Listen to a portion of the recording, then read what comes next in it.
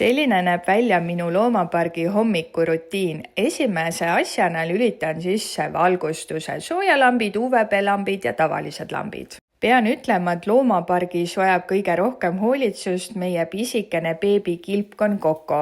Temale annan süüa 2 korda päevas, vana söögi viskan minema, raputan peale vitamiine ja vahetan ka vee ära tema pisikeses joogikausis basseinikeses.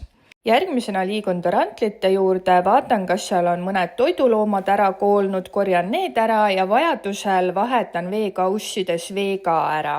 Ja muud tarantlite juures ei olegi vaja teha ning liigun meie harjaskekko Voltsi juurde.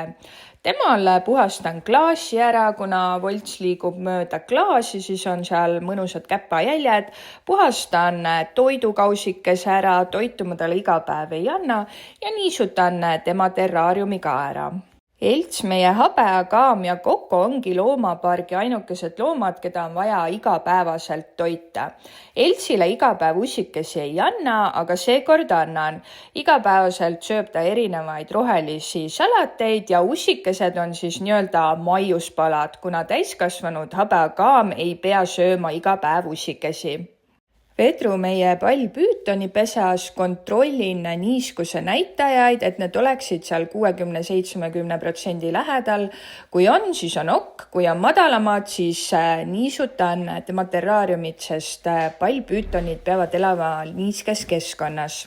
Ja selline ongi põhimõtteliselt kogu loomapargi hoolitsus. Hommikul ja õhtul siis kustutan tuled ära ja vahetan vajadusel veekaussides vee.